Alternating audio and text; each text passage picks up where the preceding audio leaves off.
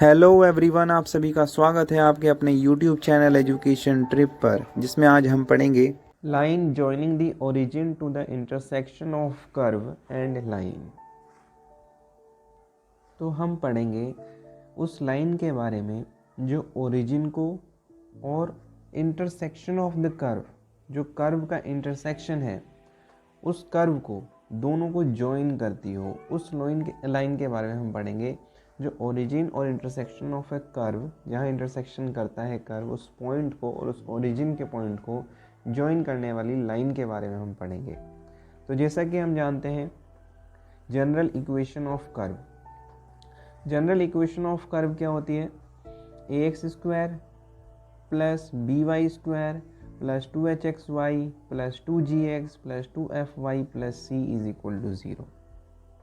ठीक है, यह है जनरल इक्वेशन ऑफ कर्व।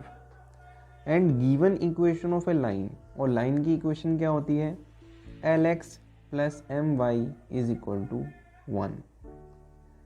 तो हमने इसे लिख दिया सेकेंड, उसको लिखा first. Equation of curve a x square plus 2hxy plus B Y square plus 2gx plus 2fy plus C is equal to 0।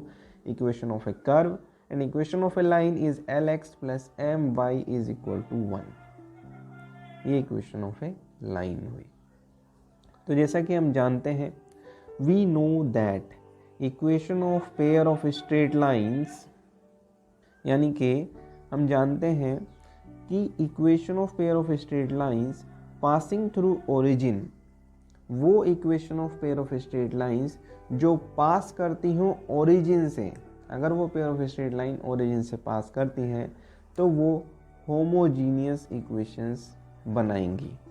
यानी कि वो पेयर ऑफ स्ट्रेट लाइन, उन पेयर ऑफ स्ट्रेट लाइन की equations को हम homogeneous equation कहेंगे, या homogeneous equation of pair of straight line कहा जाएगा जब कोई भी pair of straight line origin से पास करे तो। Homogeneous equation of second degree of this pair of lines which is passes through the origin, then homogeneous equation will be obtained with the help of first and second। तब जब origin और curve intersect कर रहा है और उन दोनों के बीच में जो पेयर स्ट्रेट लाइन होगी, उस स्ट्रेट लाइन को हम इक्वेशन फर्स्ट, जो कि इक्वेशन ऑफ कर्व है, और इक्वेशन सेकेंड जो equation of a straight line है, उन दोनों इक्वेशंस के जरिए हम हासिल कर सकते हैं किसको? Homogeneous equation of A pair of straight line को।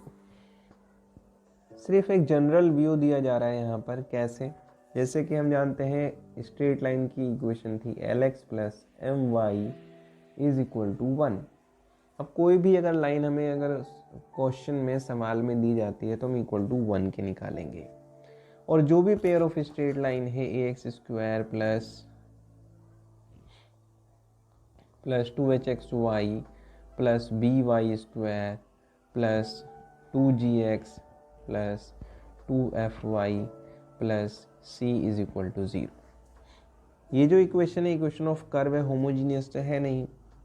तो with the help of a straight line Lx plus M Y plus is equal to 1 की मदद से हम ए एक्स स्क्वायर प्लस 2hxy, जैसा कि आप देख रहे हैं यहाँ पर 2hxy है प्लस बी वाई स्क्वायर है। ठीक है, तो यहाँ पर क्या, यहाँ पर सी जेड स्क्वायर हो तो ये होमोजीनियस नहीं बनेगी। सी जेड स्क्वायर हो यहाँ पे मल्टीप्लाई, और यहाँ पे 2fy है तो 2fyz हो जाएगा। 2gx है, 2gxz बना दें, तब क्या होगा? जो इनकी जो डिग्री है, जो डिग्री है वो सभी की सेम हो जाएगी। यहाँ पर डिग्री क्या है भाई? 2gx, तो ये 2 है। यहाँ पर क्या है? ए एक्स स्क्वायर, यहाँ पर क्या है? 2hxy, तो h की 1, x की 1 और y की 1, 3 वेरिएबल। इसी तरीके से 3 वेरिएबल 2gx में भी हो जाएंगे, 2gxz, 2fyz। तो ऐसे हम बना सकते हैं। अभी समझ में नहीं आया होगा, जब हम करेंगे सवाल को तब आप अच्छी तरीके से समझ सकते हैं कि हम कर क्या रहे हैं। तो अब करना क्या है? जो हमारी कर्व की इक्वेशन थी ax square plus by square 2hxy तो है ही है। अब ये 2gx है उसके साथ हम मल्टीप्लाई करेंगे इनटू में 1 और 1 बराबर क्या है, 1 बराबर है lx प्लस my जो कि 1 के बराबर है। तो 1 की जगह पे हम लिख देंगे lx प्लस my, तो जैसा लिखा हुआ है यहाँ पर lx प्लस my। फिर उसके बाद 2fy और इनटू में 1 और 1 की जगह पे हम क्या लिखते हैं lx प्लस my। इस तरीके से प्लस c इनटू में 1 और 1 की जगह पे हम लिखेंगे lx प्लस my और इन दी फॉर्म ऑफ स्क्वायर, क्योंकि a के साथ क्या है, कोई भी अगर वेरिएबल मल्टीप्लाई हो रहा है a के साथ तो वो x स्क्वायर है, b के साथ y स्क्वायर है, c के साथ z स्क्वायर होना चाहिए ना, तो हम इसे z भी बोल सकते हैं कि ये जो lx प्लस my है कुछ नहीं z ही है, जो कि 1 के इक्वल बताया है। तो ये c इंटू में lx प्लस my का होल स्क्वायर। तो ये जो थर्ड इक्वेशन है ना, ये थर्ड इक्वेशन ये होमोजीनियस इक्वेशन बन गई, जहाँ पर एक कर्व की इक्वेशन दे रखी थी, एक स्ट्रेट लाइन की इक्वेशन दे रखी थी। हमने with the help of origin जहाँ पर होमोजीनियस इक्वेशन निकालनी थी, with the help of origin or with the help of a straight line and the equation of curve, we can find a homogeneous equation of a pair of a straight line which is passing through the origin and the curve. Okay, so equation third is that required equation which is an homogeneous equation and pair of homogeneous second degree homogeneous equation which is passing through origin to the curve. And equation third represent a pair of straight line passing through the origin and intersection of first and second. Intersection of first and second, where first is the equation of a curve and the second is a straight line. तो ये जो आप third equation देख रहे हैं यहाँ पर, ये जो थर्ड इक्वेशन है ये homogeneous equation of A pair of straight line है, जो पास करती है ओरिजिन से और पास करती है इंटरसेक्शन से। किसके इंटरसेक्शन से? इक्वेशन फर्स्ट यानी कि कर्व और स्ट्रेट लाइन के। अब हम एक सवाल ले लेते हैं। अब हम क्वेश्चन लेंगे तो हमें ज़्यादा क्लियर होगा कि हो क्या रहा है एक्चुअली। क्वेश्चन जैसा कि यहाँ पर दे रखा है, show that straight line joining the origin to the point of intersection. Show that straight line joining the origin to the point of intersection of a line 7x minus y plus 2 is equal to 0.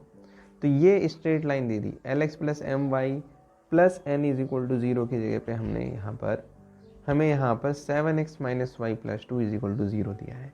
And the curve, और curve जो था वो क्या था, ax square plus 2hxy plus by square plus 2gx plus 2fy plus c is equal to 0। यहाँ पर वो curve ये दे रखा है और वो राइट एंगल पर है। सवाल में क्या रखा है कि ये जो है राइट एंगल पर है, ठीक है, एंगल 90 डिग्री दे रखा है। तो हम कैसे करेंगे, हमें शो करना है स्ट्रेट लाइन ज्वाइन करती है ओरिजिन को। अब देखो कैसे करेंगे।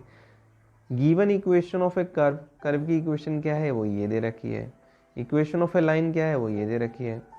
फाइनली हम इसे इक्वल टू 1 की फॉर्म में बनाने की कोशिश करेंगे। तो 7x minus y plus 2 is equal to 0 है।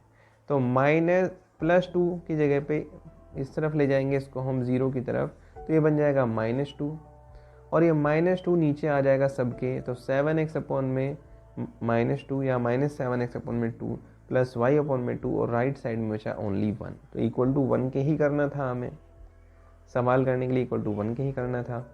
और जो इक्वेशन ऑफ ए कर्व है उसको उठाकर, इक्वेशन ऑफ ए कर्व के अंदर इसको उठाकर हम पुट कर देंगे और फिर पुट करने के बाद हमें मिल जाएगी होमोजीनियस इक्वेशन या रिक्वायर्ड इक्वेशन जो हम सॉल्व करना चाहते हैं या जो निकालना चाहते हैं। अब उसको उठा के रखेंगे कैसे, जैसा कि कर्व की इक्वेशन है 2x square plus y square plus x plus y is equal to 0। तो x के साथ और y के साथ हम इसे मल्टीप्लाई करेंगे 1 को। तो x के साथ मल्टीप्लाई होगी एक बार y के साथ मल्टीप्लाई होगा। ठीक है। तो फाइनली इसको सॉल्व करने के बाद ये बनेगा और फिर उसके बाद ये बन जाएगा, फिर ये, और फाइनली आंसर आ गया ये। इसे सॉल्व करने के बाद x square minus y square minus 2xy is equal to 0। This is an required answer of the question. फिर उसके बाद हमें एक एंगल भी दे रखा है इसी के अंदर। वो एंगल क्या है, 90 डिग्री है। तो theta is equal to 90 degree put करके tan theta is equal to 2 √ h square minus a b अपन में a प्लस बी के अंदर रख देंगे, जहाँ पे h स्क्वायर, h की वैल्यू और a की वैल्यू, b की वैल्यू सब जो अभी हमने होमोजेनियस इक्वेशन निकाली है सॉल्व करके वहाँ से ले लेंगे h a b सभी की वैल्यूज़ को पुट करेंगे और फाइनली हमारे पास theta is equal to 90 degree आएगा। यहाँ पे 1 + 1 2 होगा और 2 √ 2 में 0 या फाइनली इनफाइनाइट। और इनफाइनाइट जो है वो tan थीटा कब होगा, जब थीटा बराबर 90 डिग्री होगा तब। ओके, तो यहाँ पर ये भी प्रूफ हो जाता है कि थीटा 90 डिग्री होगा। अब हम नेक्स्ट टॉपिक के ऊपर बात करते हैं। नेक्स्ट टॉपिक क्या है, देखो, general equation of second degree of a conic section. If a curve having a circular, मान लो एक कर्व है और वो सर्कुलर है, बेस है उसका, कुछ नहीं तो सीधा मैं पॉइंट करता हूँ इसी के ऊपर। एक सर्कुलर बेस है, यहाँ पर सर्कुलर बेस है, ठीक है, और उस सर्कुलर बेस को इस कट बाय प्लेन, किसी प्लेन के द्वारा कट किया जाता है। तो यहाँ पे 11th-12th में भी पढ़ चुके हैं किस तरीके से कॉनिक सेक्शन बना।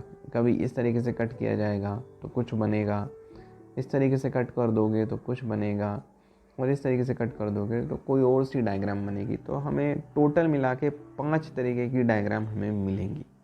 5 तरीके की डायग्राम्स को ही हमने बोल दिया डिफरेंट डायग्राम्स हैं, और उन डायग्राम्स की स्टडीज़ हम आगे फर्दर करने वाले हैं इस सब्जेक्ट के अंदर, जिसका नाम है एनालिटिकल ज्योमेट्री। ठीक है, तो अब करने क्या वाले हैं कि एक circular base is cut by a plane, the section is one of the curve होगी। इनमें से कोई ना कोई एक कर्व होगा। पहला पेयर ऑफ स्ट्रेट लाइन हो सकती है वो, यानी कि इसको हम किसी प्लेन के द्वारा कट करेंगे तो पेयर ऑफ स्ट्रेट लाइन मिल सकता है, सर्कल मिल सकता है, पैराबोला मिल सकता है, इलिप्स मिल सकता है, हाइपरबोला मिल सकता है। ये 5 हमें तरीके के कर्व मिल गए, और 5 कर्वों के बारे में हम स्टडी करेंगे। 5 चैप्टर्स मिल गए हैं हमें, 5 कर्व नहीं 5 चैप्टर्स मिल गए हैं, और इन चैप्टर्स के इन कर्व्स के बारे में हम स्टडी करेंगे आगे। The shape of the curve depends on the cutting plane, और जो शेप है कर्व की वो डिपेंड करती है कटिंग प्लेन के ऊपर, कि प्लेन किस तरीके से जो राइट सर्कुलर जो डायग्राम है, जो राइट सर्कुलर सबसे पहले जो है सर्कुलर बेस वाले जो कर्व है उसको जो हमने प्लेन के द्वारा काटा है उसको किस तरीके से काटा है वो डिपेंड करता है कि हमें किस तरीके का कर्व मिलेगा।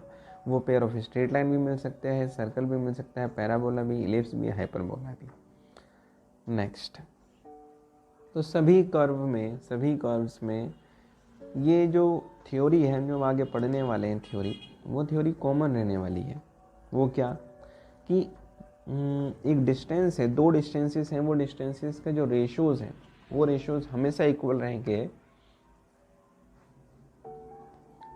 वो उसके ऊपर डिपेंड नहीं करते कि P की वैल्यू कहाँ पर लाई करे। P की वैल्यू जैसे कि ये P है, अब की बार मैं यहाँ पर ऐसे भी ले सकता था कि ये P1 है, फिर ये एक पॉइंट है इधर वाला P' है। तो इसमें कुछ भी कहीं पर भी P वेरी करता रहे, और P जहाँ जहाँ वेरी करेगा उसको जब हम ट्रेस करेंगे उसके ऊपर लाइन अगर हम खींच दें तो वो हमें वो कर्व मिल जाएगा। P ही जनरेट करेगा उस कर्व को, किस कर्व को, जिस कर्व के बारे में हमें स्टडी कर रहे होंगे। मान लो इलिप्स के बारे में, तो वो जो P है P ही घूमेगा गोल गोल करके, P ही घूमेगा। P कहीं पर P1 बन जाएगा, कहीं पर P2 बन जाएगा, कहीं पर P3 बन जाएगा, कहीं पर P4 बन जाएगा, और ये इलिप्स बना देगा लाकर। ठीक है, तो P के रोटेशन के या P की जो वैल्यूज़ हैं उनके ऊपर डिपेंड करते हैं कि जो डायग्राम है, जो कर्व वो किस तरीके से बनने वाला है। मान लो P ऐसे करके करेगा भाई, एक जगह पर ऐसे करेगा और दूसरी जगह पर ऐसे कर देगा तो वो हाइपरबोला बन जाएगा, कहीं पे वो इलिप्स बन जाएगा, कहीं पे वो सर्कल बन जाएगा, कहीं पे वो पैराबोला भी बन सकता है। ठीक है, वो पैराबोला बन जाएगा। तो हम पी के ऊपर ही डिपेंड करता है ओवरऑल कहा जाए तो। लेकिन इन सभी में एक चीज़, एक थ्योरी कॉमन रहती है, वो क्या है कि यही जो एस है वो हमेशा फिक्स रहने वाला है। ये जो लाइन है ये हमेशा लाइन की जो पोजीशन है वो फिक्स रहने वाली है। वेरी करने वाली है तो वो सिर्फ वो एक ही पॉइंट है, वो है पी। और इसके संदर्भ में जो रेशो है किसका, इस डिस्टेंस का और इस डिस्टेंस का, हमेशा रेशो सेम रहने वाला है। कहीं पर भी पी मिले, उस पी से उठाकर मैं एस की डिस्टेंस और ये जो लाइन है उससे परपेंडिकुलर डिस्टेंस उठाकर मैं ले लूँ और उसे डिवाइड करूँ, तो मुझे रेशो जो होगा वो हर जगह पर कॉमन होगा, हर जगह पर सेम होगा। मान लो पी अगर यहाँ पर पहुँच जाता है तो मैं पी से उठाकर एस की डिस्टेंस और ये जो perpendicular distance from that line, इस परपेंडिकुलर डिस्टेंस और ये जो एस की डिस्टेंस है, इन दोनों के बीच का अगर मैं रेशो लूँ तो वो रेशो इक्वल होगा इसके और कहीं पर भी पी हो उसके भी। तो ये थ्योरी होती है। तो रिटर्न वे में भी कुछ इस तरीके से लिखा ही है। क्या लिखा हुआ है, पी डैश एस अपॉन में पी डैश एम डैश, ये एम डैश है और ये पी डैश है। ठीक है, इस डिस्टेंस को नीचे रखा हमने और पी डैश एस ये डिस्टेंस, तो ये distance P dash S upon में पी डैश एम डैश या पी एस अपॉन में पी एम, या मैं बोलूँ कहीं पर भी ऐसे कोई P1 ले लिया यहाँ पर मैंने P1, तो ये डिस्टेंस P1 S अपॉन में P1 M1, तो ये हर जगह पर जो रेशो आने वाला है वो कांस्टेंट आने वाला है, इसलिए मैंने बोल दिया कांस्टेंट होगा। ये थ्योरी है। ठीक है, तो a conic section is a curve. तो कॉनिक सेक्शन क्या है, कॉनिक सेक्शन एक तरीके का कर्व है। हाँ, एक और बात रह जाती है यहाँ पर, वो क्या बात रह जाती है कि ये जो लाइन है ना, उस लाइन की इक्वेशन होगी ax plus B y plus C is equal to 0। उस लाइन को डायरेक्ट्रिक्स कहा जाएगा और जो s पॉइंट है, जो फिक्स पॉइंट है, इसे हम फोकस कहेंगे और जो p पॉइंट है वो वेरिंग पॉइंट है जो जनरेट करेगा रिक्वायर्ड कर्व। यहाँ पे s जो है वो फोकस है और जो ये लाइन है वो ax plus B y plus C is equal to 0, ये एक स्ट्रेट लाइन है जिसे हम डायरेक्ट्रिक्स भी बोलते हैं। अब थोड़ी थ्योरी पढ़ लेते हैं। थ्योरी क्या बोलती है कि एक conic section is a curve. Conic section कुछ नहीं, एक कर्व है ट्रेस्ड बाय ए पॉइंट पी, जो कि ट्रेस किया जा सकता है या जनरेट किया जा सकता है वो curve with the help of a point P, such that, कुछ इस तरीके से, the ratio of distance from a fixed point which is called focus and a fixed line which is called directrix is constant. Then the ratio of the distances from a fixed point and a fixed line is constant. This is the definition of conic section. And conic section is nothing, it is just a curve which is traced by a point P, which is a varying point, and the two points, पहला point जो है वो fixed point focus होगा और fixed line जो होगी वो directrix होगी, और जो मूवेबल पॉइंट होगा वो होगा हमारा पी पॉइंट, जिस पी पॉइंट के जरिए कोई भी कॉनिक सेक्शन जो कर्व है वो किस तरीके का दिखने वाला है वो ट्रेस हो सकता है with the help of A point P की मदद से। तो जैसा कि हमने नोट्स में भी लिखा है कि जो फिक्स्ड पॉइंट है उसे हम कहेंगे फोकस और जो फिक्स्ड लाइन है उसे बोलेंगे directrix. And the constant ratio, जो कांस्टेंट रेशो है उस रेशो का नाम है इसेंट्रिसिटी। ये पहले की क्लास नहीं पढ़ चुके हैं। और इसेंट्रिसिटी को हम डिनोट करते हैं ई से, और वो रेशो जो होगा वो रेशो ही डिफाइन करेगा कि जो कर्व बनने वाला है वो कॉनिक सेक्शन कौन सा कॉनिक सेक्शन होगा। मान लो वो कर्व, वो जो रेशो है वो 1 के बराबर है, यानी कि इसेंट्रिसिटी जो है वो 1 के बराबर है, तो वो पैराबोला बनेगा। इसेंट्रिसिटी यानी कि ई जो है वो ग्रेटर देन 1 आती है तो वो जो कर्व बनेगा वो हाइपरबोला बनेगा।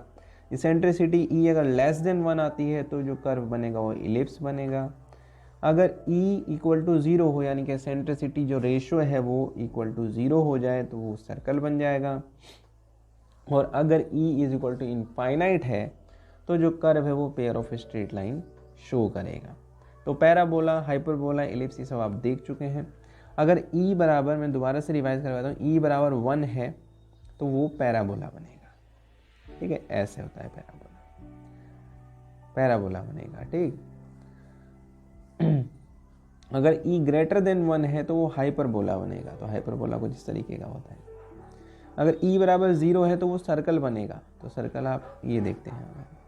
ई बराबर इनफाइनाइट है तो पेयर ऑफ स्ट्रेट लाइन, तो मान लो ये कोऑर्डिनेट सिस्टम है और पेयर ऑफ स्ट्रेट लाइन ये रही, ठीक है।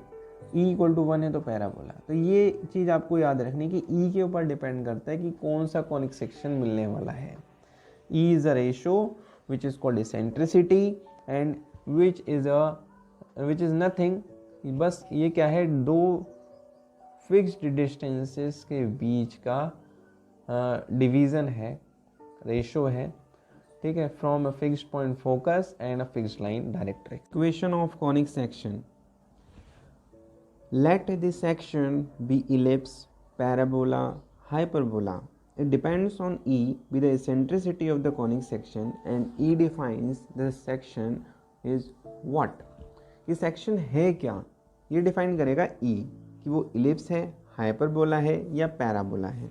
जैसा कि हमने ऊपर पढ़ा, E की वैल्यू अगर 1 आएगी तो वो पैराबोला, E 1 से बड़ा होगा तो हाइपरबोला, E 1 से छोटा होगा तो इलिप्स, E 0 के बराबर होगा तो सर्कल, E इनफाइनाइट के बराबर होगा तो pair of straight line. Then E decide ellipse, hyperbola और पैराबोला, ठीक है। जहाँ पे E क्या है, एक एसेंट्रिसिटी है, PS अपॉन में PM, where S is the focus, P is the varying point and M is the point on the directrix, and directrix is a line which can be written and which is a straight line ax plus by plus c is equal to 0. Then we can write ps upon my pm is equal to E, the first equation. Let j comma k be the coordinates of focus. तो हम सबसे पहले let करेंगे कि जो j comma k है वो j comma k जो है वो क्या है, एक कोऑर्डिनेट है, j x एक्सिस में और k y एक्सिस में is a coordinate of focus and ax plus by plus c is equal to 0 is the equation of a directrix where the point lies M, okay, and j comma k is a coordinate of focus, जहाँ पे हम S बोल सकते हैं, S point का जो coordinate है वो j comma k है, and x comma y be the point P, और x comma y ही एक ऐसा पॉइंट है जो वेरिंग पॉइंट है, जो इसकी डिस्टेंस, जिसकी पोजीशंस चेंज होती रहेंगी but ratio which is E is constant, okay. P x comma y इसके कोऑर्डिनेट होंगे,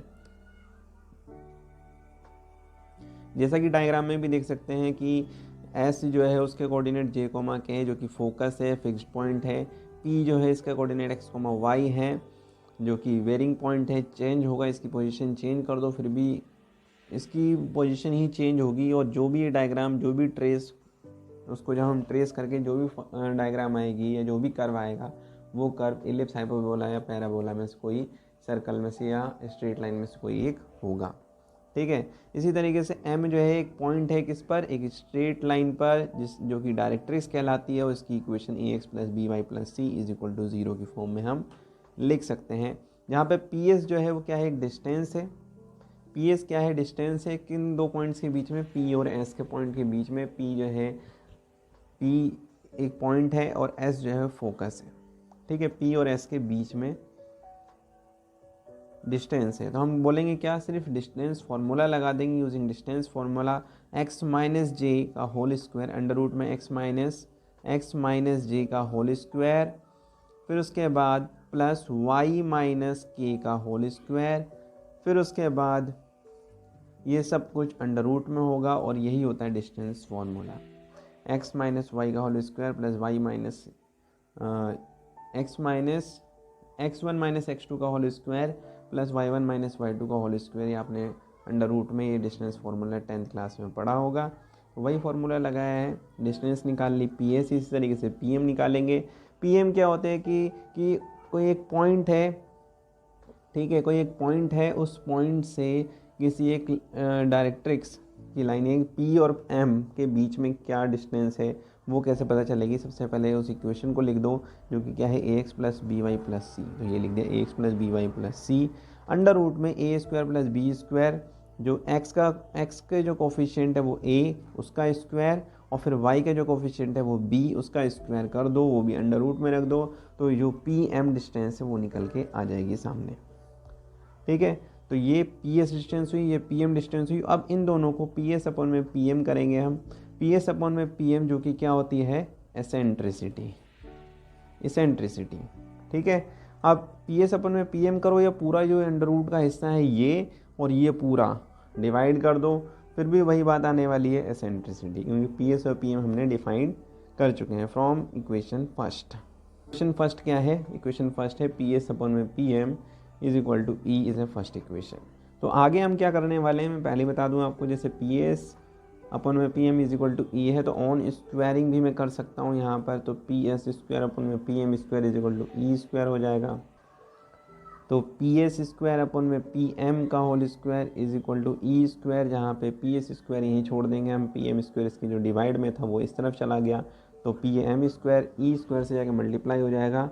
फाइनली पी एस स्क्वायर जो भी था हमारे पास, पी एस स्क्वायर, तो पी एस तो था हमारा अंडर रूट में x माइनस जे का whole square plus y minus k का होल स्क्वायर, और फिर उसका होल स्क्वायर कर दिया, तो पी एस का स्क्वायर हो जाएगा हमारा। फाइनली बचेगा क्या, कुछ नहीं, यही बचेगा। फिर उसके बाद ई स्क्वायर लिख रहने दिया, और पी एम स्क्वायर ये भी कर दिया इसको। अब इसको हम सॉल्व करेंगे। फाइनली x माइनस जे का होल स्क्वायर, तो x square plus j square minus two j x, y minus k का होल स्क्वायर, तो y square plus k square minus two y k, ठीक है, या minus two k y is equal to है, तो यहाँ पर हम ये जो a square plus b square है इधर आके मल्टीप्लाई होगा, क्योंकि ये हर में है, अंश बटे हर, आपने सुना होगा न्यूमरेटर अपन में डिनोमिनेटर, डिनोमिनेटर का हिस्सा जाकर यहाँ पे जाके मल्टीप्लाई हो रहा है, तो ए स्क्वायर प्लस बी स्क्वायर बन जाता है यहाँ पर इक्वल टू। अब हम इक्वल टू के बाद ये वाला हिस्सा सॉल्व करेंगे, जो बचा है ई स्क्वायर, और इसका भी होल स्क्वायर है, तो a x plus B y का whole square plus c square plus two a x b y dot c. Finally इसको हम सॉल्व करके आगे हम सॉल्व करेंगे, तो हमारे पास बन जाएगा ई स्क्वायर इंटू में a square x square plus b square y square plus c square होगा, और फिर उसके बाद plus two a b x y plus two c a x plus b c y. ये फाइनली ये सॉल्व होके निकल रहा है क्या चीज़, इसकी जो a x plus B y plus c का होल स्क्वायर सॉल्व करने के बाद निकल रहा है, equal to a square plus b square minus a square e square into में एक्स स्क्वायर होगा। ठीक है, और यहाँ पर a square plus b square minus b square e square into में वाई स्क्वायर बन जाएगा। ये सब कॉमन लेने के बाद जब टोटल मिलाकर एक्स स्क्वायर कॉमन लेंगे तो एक्स स्क्वायर के कॉमन में ये आएगा, वाई स्क्वायर कॉमन लेंगे तो वाई स्क्वायर के कॉमन में ये आएगा। इस तरीके से फाइनली जो बचेगा वो रिमेनिंग यहाँ ऐसे लिख देंगे, यहाँ पर एक्स कॉमन लेंगे तो एक्स के कॉमन में ये आएगा। फिर उसके बाद फिर हम जो रिमेनिंग बचेगा वो यहाँ लिख देंगे, फिर वाई कॉमन लेंगे, वाई कॉमन लेने के बाद रिमेनिंग नहीं है, ये वाई कॉमन लेने के बाद जो कॉमन में आया है वो ये हिस्सा है इतना। फिर उसके बाद जो रिमेनिंग है वो एज इट इज़ ऐसे ही लिख दिया, तो हमारे पास एक लंबी चौड़ी सी इक्वेशन बन गई है। और ये इक्वेशन जो है वो कहलाएगी, इस इक्वेशन को हम ऐसे लिख सकते हैं, कैसे, a x square plus B Y square plus two h x y plus two g x plus two f y plus C is equal to zero, which is a pair of straight line of a second degree which is a equation of second degree and represent equation of conic section। और यही equation होगी conic section की। तो जैसा कि हमने a x square plus two h x y plus B Y square plus two g x plus two f y plus C is equal to zero, ये equation of conic section निकाली है, equation of a conic section. तो उस equation of conic section को intersect करवाएंगे with a line के साथ, line और कॉनिक सेक्शन का इंटरसेक्शन होगा। तो हम आगे यही पढ़ने वाले हैं, intersection of a line and conic section. तो equation of a conic section तो जैसे कि हमें दे रखा है, ए x square plus two h x y plus B Y square plus two g x plus two f y plus C is equal to zero, which can be say s. Conic section को हमने S लिख दिया, S is equal to हमने ये equal कर दिया। फिर let a straight line drawn through the point p, माना, और जो भी माना उससे पहले, मानने से पहले हम डायग्राम को देख लेते हैं। जैसे कि हमने s को इक्वल कर रखा है जीरो से, s को इक्वल कर रखा है जीरो से, तो s क्या है वो ये है, इक्वल टू जीरो कर रखा है। तो जैसे ये हमें दे रखा है यहाँ पर s बराबर 0 है और ये स्ट्रेट लाइन है क्योंकि उसे हम इंटरसेक्ट करवा रहे हैं।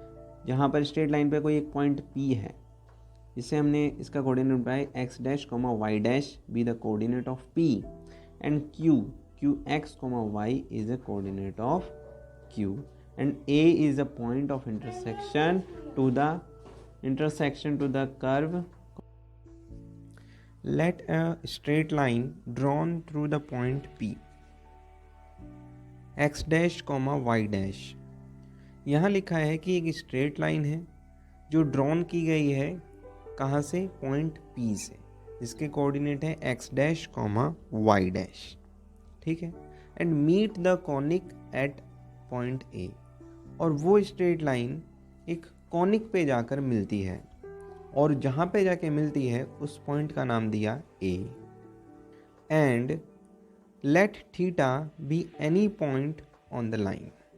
और माना कोई एक थीटा है, सॉरी थीटा नहीं है, Q है, let Q be any point on the line, Q is an another point on the line. तो पूरा यहाँ पे लिख रखा है कि एक स्ट्रेट लाइन है, ये जैसे कि स्ट्रेट लाइन है जो किसी एक P पॉइंट से शुरू होती है और किसी कॉनिक पे जाकर इंटरसेक्ट करती है, और वो उस इंटरसेक्टिंग पॉइंट को हमने नाम दिया A। और फिर एक और पॉइंट लिया उस लाइन पर, वो पॉइंट कहीं पर भी हो सकता है, वो कॉनिक सेक्शन के अंदर ही हमने ले लिया कि वो Q एक पॉइंट है जिसके कोऑर्डिनेट है x, y और P पॉइंट के कोऑर्डिनेट हैं x डैश, y डैश। ठीक है, इतना कहा गया है अभी तक। यहाँ पर एक चीज़ और हम लेट करेंगे, लेट A डिवाइड PQ। माना A जो है वो डिवाइड करता है PQ को in the ratio alpha ratio 1। Alpha ratio 1 में PQ को A डिवाइड करता है। A एक पॉइंट है जिसके कोऑर्डिनेट है x डैश, y डैश। तो the coordinates of point R, तो जिस पॉइंट पर वो इंटरसेक्ट डिवाइड कर रहा है उसके कोऑर्डिनेट्स जो होंगे वो A होंगे। ठीक है, A के कोऑर्डिनेट जो होंगे वही होंगे। तो A के कोऑर्डिनेट क्या होंगे हम ये देखेंगे सबसे पहले।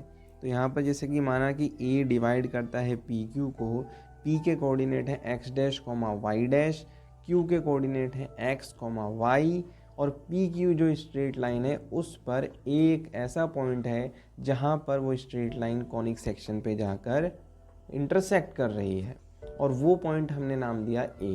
तो A के जो कोऑर्डिनेट होंगे, A जैसे कि अल्फ़ा रेशो डेल्टा रेशो 1 में वो कर रहा है, डेल्टा रेशो, हाँ लैम्डा रेशो 1, लैम्डा रेशो 1 में वो उसे इंटरसेक्ट कर रहा है। तो जो सेक्शन फॉर्मूले के हिसाब से हम यहाँ पर alpha x plus x dash upon में अल्फ़ा प्लस 1, ये एक्स कोऑर्डिनेट हो जाएगा ए पॉइंट का, और alpha y plus y dash upon में alpha plus 1 is a y coordinate of a point a. Okay, तो जैसा कि हम पहले ही जानते हैं कि ये जो कोऑर्डिनेट ए के कोऑर्डिनेट आए हैं, ये कोऑर्डिनेट जो आए हैं वो लाई करते हैं कॉनिक सेक्शन पे। तो since point A lies on conic section first, वो कॉनिक सेक्शन पर लाई करता है। तो कॉनिक सेक्शन जैसा कि हम पीछे देख चुके हैं कुछ इस तरीके से है। ठीक है, ये एक पी पॉइंट है, फिर उसके बाद जहाँ इंटरसेक्ट कर रहा है वो ए पॉइंट है, बीच में हमने एक क्यू पॉइंट लिया, बताया कि जो ए पॉइंट है वो पी क्यू को डिवाइड करता है in the ratio of lambda ratio 1 में। सेक्शन फार्मूला लगाकर हमने उसके कोऑर्डिनेट्स निकाल लिए ए पॉइंट के, और वो कोऑर्डिनेट ये आए हैं, और वो कोऑर्डिनेट जो है वो लाई करते हैं कॉनिक सेक्शन पे, जो कि ये पॉइंट आपको दिखाई दे रहा होगा। ठीक है, और जब ए कोऑर्डिनेट, ए पॉइंट के कोऑर्डिनेट यानी कि ए जो पॉइंट है वो लाई करेगा कॉनिक सेक्शन पर, तो इसका मतलब ये होता है कि जो कॉनिक सेक्शन की इक्वेशन है x square plus 2hxy plus by square plus 2gx plus 2fy plus c is equal to 0, ये सेटिस्फाई करेगा। ये ए पॉइंट जो है वो इस इक्वेशन को सेटिस्फाई करेगा। तो मैं x की जगह पर लिख सकता हूँ lambda x plus x dash upon में लैम्डा प्लस 1, और y की जगह पर लिख सकता हूँ lambda y plus y dash upon में लैम्डा प्लस 1। तो इस चीज़ को मैं यहाँ पर लिख देता हूँ, a इंटू में lambda x plus x dash upon में लैम्डा प्लस 1 का होल स्क्वायर, क्योंकि x की जगह पे मैंने ये लिखा है, इस तरीके से y की जगह पे लिखा, फिर मैंने x जहाँ पर था वहाँ पर lambda x plus x dash upon में लैम्डा प्लस 1 लिख दिया, और y जहाँ पर था वहाँ पर y की जगह पे lambda y plus y dash upon में वो लैम्डा प्लस 1 लिख दिया, plus c is equal to 0। Main motive ये है कि इसको a को सेटिस्फाई करवाना जो कॉनिक सेक्शन की इक्वेशन है उससे।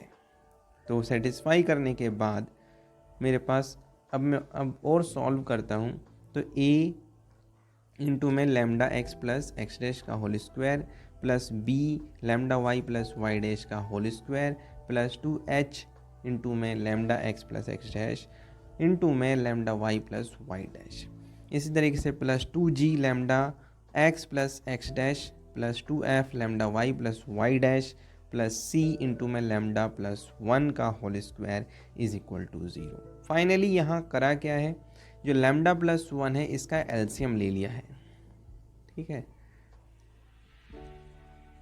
लैम्डा प्लस 1 का एलसीएम लेने के बाद जो c है उसके साथ लैम्डा प्लस 1 का होल स्क्वायर हो जाएगा, क्योंकि यहाँ पे लैम्डा प्लस 1 का होल स्क्वायर क्यों हुआ, क्योंकि ये जो स्क्वायर है तो ये लैम्डा प्लस 1 नहीं है, लैम्डा प्लस 1 का होल स्क्वायर्स है, तो वो जो नीचे वाला जो डिनोमिनेटर में था वो लैम्डा प्लस 1 0 से मल्टीप्लाई हो गया, और फाइनली हमारे पास ये रिज़ल्ट मिल गया।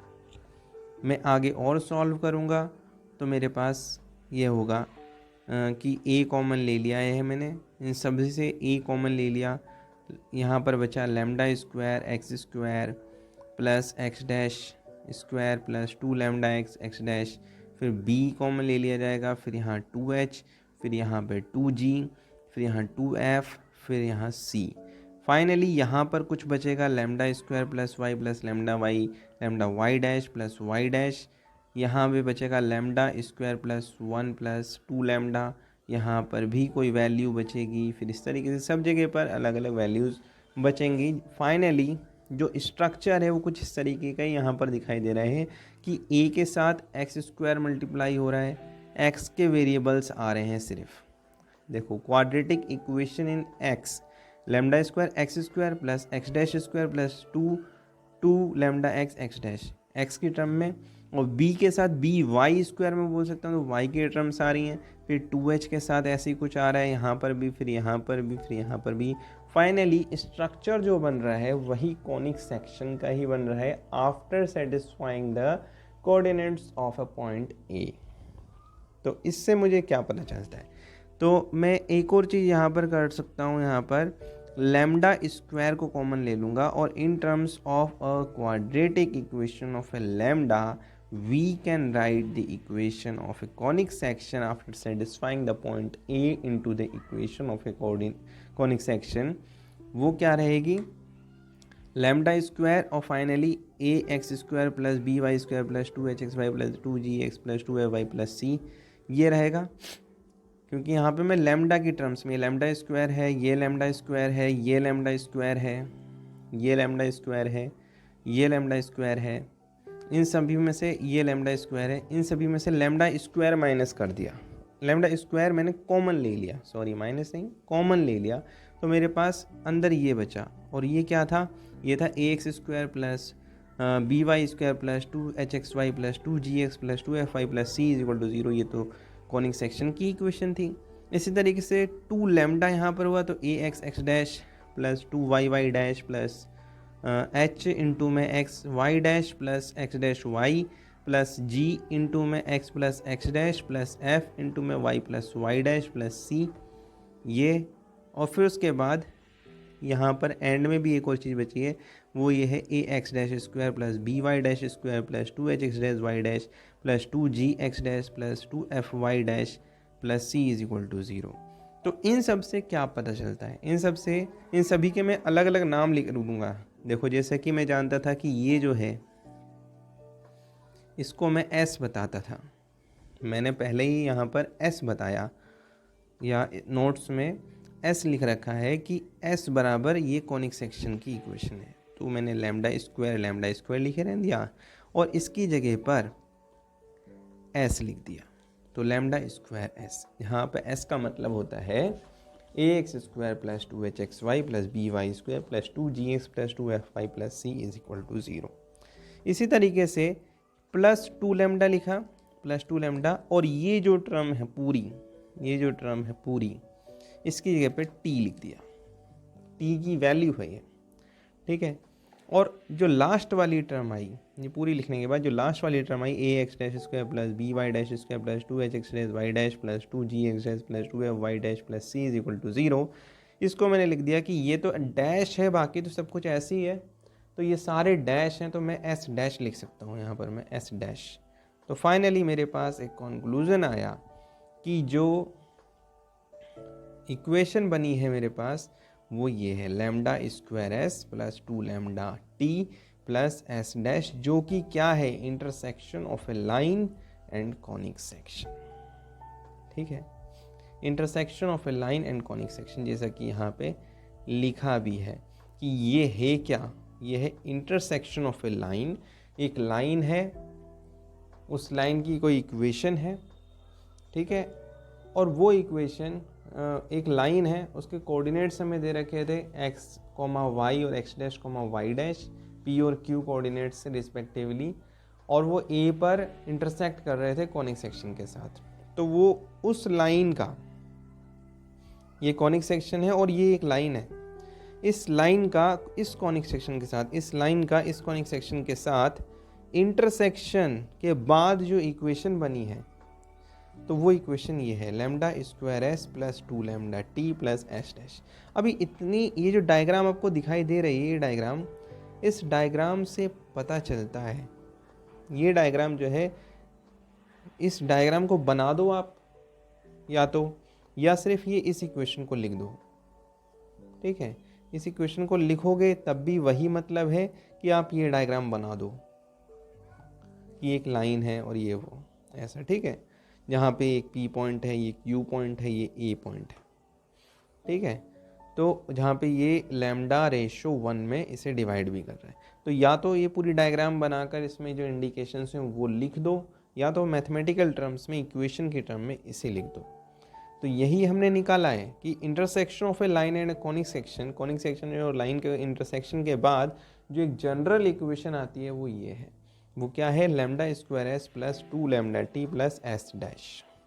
यहाँ पे टर्मिनोलॉजीज़ हैं, वो टर्मिनोलॉजीज़ देख सकते हैं हम कि एस का मतलब होता है ए x square plus B Y square plus 2hxy plus 2gx plus 2fy plus C is equal to 0। और ये जो टी है, टी, इसका नाम टी ही क्यों रखा, क्योंकि ये इक्वेशन ऑफ टेंजेंट भी है, इक्वेशन ऑफ टेंजेंट भी है, ए x x dash plus B y y dash plus h into में x y dash plus y x dash plus g into में x plus x dash plus f y into में y plus y dash plus C is equal to equation of a tangent. तो capital t जो है वो equation of tangent भी कहलाती है, और एस डैश जो है सिर्फ x, a x dash square plus B y dash square plus c तो है ही, plus 2hx dash y dash plus 2gx dash plus 2fy dash, यानी कि यहाँ पर एक्स वाई की जगह x dash y dash replace हो गए, इसलिए वो एस की जगह एस डैश बन गया है। और ये जो है आपको ये दिखाई दे रही इतनी लंबी चौड़ी इक्वेशन, वो कुछ नहीं, इक्वेशन ऑफ ए टेंजेंट है। अब जैसा कि ये आप देख रहे हैं, ये जो आप देख रहे हैं, lambda square s plus 2 lambda t plus s dash is equal to 0 is a second. ये मैंने लिख भी दिया, और यहाँ ये लिखा हुआ भी है कि सेकेंड इक्वेशन हमने बनाई है, और सेकेंड इक्वेशन क्या है देखिए, equation second is the equation of second degree in lambda. तो वो इक्वेशन सेकेंड जो है ये लैम्डा की सेकेंड डिग्री वाली इक्वेशन है। एवरी स्ट्रेट लाइन, अब नोट करने वाली कुछ और पॉइंट्स हैं यहाँ पे, नोट करने वाले पॉइंट्स हैं, every straight line cuts a conic section at most 2 point. तो यहाँ पर नोट करने वाली कुछ बातें हैं, वो क्या क्या हैं, देखो क्या क्या हैं वो बातें। नोट करने वाली बात है कि every straight line cuts a conic at most 2 points, कि हर एक स्ट्रेट लाइन जो होगी वो किसी भी कॉनिक को अगर कट करती है तो वो 2 पॉइंट्स पर कट करेगी एट मोस्ट, ठीक है। And equation of tangent at x dash comma y dash to s is equal to 0। Equation of tangent at x कॉमा y dash to s is equal to 0 पर वो बनेगी equation of tangent, जहाँ पर s का काम कौन करेगा, ax square plus 2hxy plus by square plus 2gx plus 2fy plus c is equal to 0। Equation of conic section is given by, और इक्वेशन ऑफ कॉनिक सेक्शन जो है वो ये है, इज ए फर्स्ट इक्वेशन, और from equation second degree in lambda वो ये है। ये नोट करने वाली बात है कि इक्वेशन ऑफ कॉनिक सेक्शन ये होगी और सेकंड डिग्री इन लैम्डा में ये होगी। And some of the roots, lambda के बारे में बात करें तो लैम्डा के बारे में है कि sum of the roots lambda 1 प्लस लैम्डा 2, लैम्डा 1 प्लस lambda 2 is equal to -2t upon में s, जहाँ पे लैम्डा 1 प्लस लैम्डा 2 जो है वो 0 बना दिया हमने और is equal to -2t upon में s लिख दिया। फाइनली t बराबर आ जाता है 0, तो t इक्वल टू 0 लिख सकते हैं। एंड ax डैश, ये जो हमारे पास t है, इक्वेशन ऑफ टेंजेंट है, इज इक्वल टू 0 हम लिख सकते हैं, which is the required equation of a tangent, जो कि required equation of a tangent होगी। वो required equation of a tangent क्या है, वो है ax dash plus by dash plus h into में x y dash plus y x dash plus g into में x plus x dash plus f into में y plus y dash is equal to 0। This is an equation of a tangent and a required equation of a tangent. अगर आपको ये video अच्छी लगी हो तो आप इसे लाइक करें, अपने दोस्तों के बीच में इस वीडियो को शेयर करें और मेरे इस चैनल को सब्सक्राइब करें। Thanks for watching, thank you very much.